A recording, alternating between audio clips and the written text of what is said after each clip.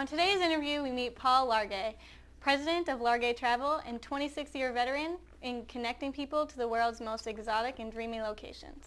He also happens to be Temple Street's very own Scott Largay's dad. Scott? Thanks, Nicole. Hi, Dad, and welcome to Temple Street. Great to be here, buddy. On today's episode, we've been talking about dream jobs, and many people believe that you have a dream job.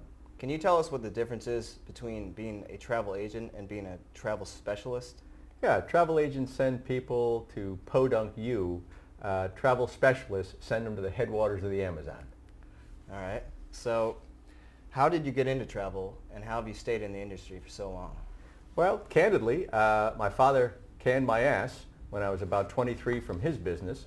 I was the most educated one in the unemployment line, and I always had this wanderlust and desire to see the natives up close and personal that I'd always leered at in National Geographic. All right. You've had the opportunity to experience some of the world's most beautiful and exotic destinations. Can you tell us about some of your favorite and most memorable? I think probably the coolest thing I ever did was to fly a fighter jet over the coast of South Africa, where I was actually at the controls doing military maneuvers over the beach.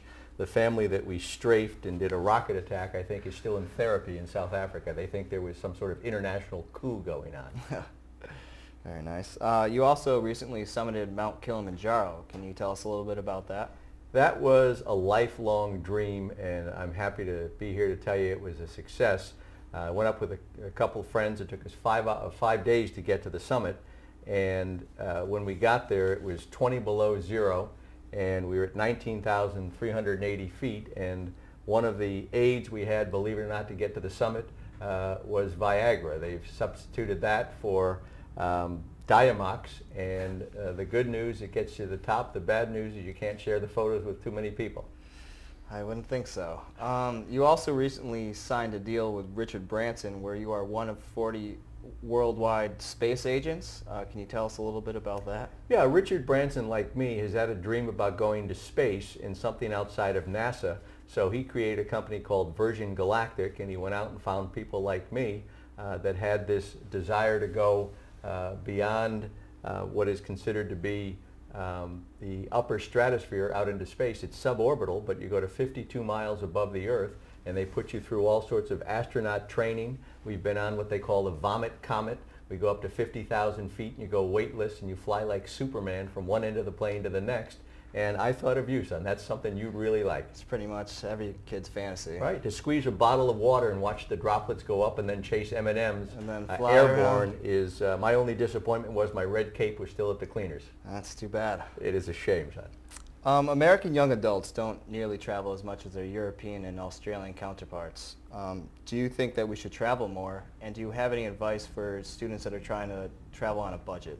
There's no question that the opportunities are present, but unfortunately a lot of the destinations that a lot of the U.S. students choose are more spring break down in Fort Lauderdale and Cancun. Kind of like me. Kind of like you, exactly. And I've got the video to prove it. Yeah. We'll put that on another show. That's another. But if another people time. went to different cultural immersion spots, I think they'd get a much better appreciation for the way this global society and global world of ours interacts, and they'd have a lot better understanding of the current events we read about and how they really are part of it or should be part of it. It's a great opportunity, and I'd love to see more people take advantage of it. Unfortunately, budget travel is not my specialty. Unless the students are prepared to swim and not fly, there's not much I can help them with. So do you have any advice for students on pursuing their job or their dreams? Yes, don't be caught up in chasing the almighty dollar. Have the discipline to identify truly what makes you happy as a person, what gives you passion, what gives you that adrenaline jolt, and try and find something that you truly believe will preserve and ideally generate that kind of experience and sensation as you go through life. And dare to fail. Don't, stop and ask yourself, what would you do if you knew you couldn't fail? A lot of things.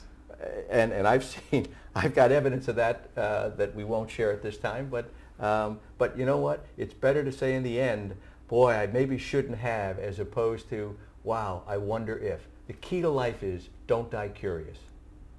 I agree with that. So I've heard all of your crazy stories and Numerous times, I might add. numerous times, and I was wondering, what was the most dramatic? What was the best? What was the best of the best? Number one. The best of the best.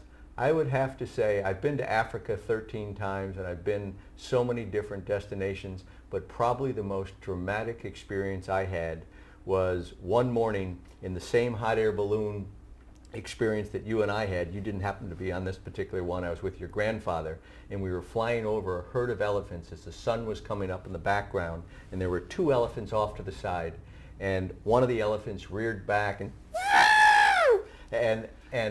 I said to your grandfather, "Pops," I said, that elephant doesn't want us here. And he said, "Son, it's a lot more than that." He said, "Take a closer look." He said, "That elephant, as we are hovering here, 30 feet above it, is giving birth to a baby." The gestation period for an elephant is 18 months. For us to be in that magical destination at that precise time, there was somebody else involved, and I will never, ever forget that. That was being at the 50-yard line of nature's greatest chess match. Sounds pretty amazing to me.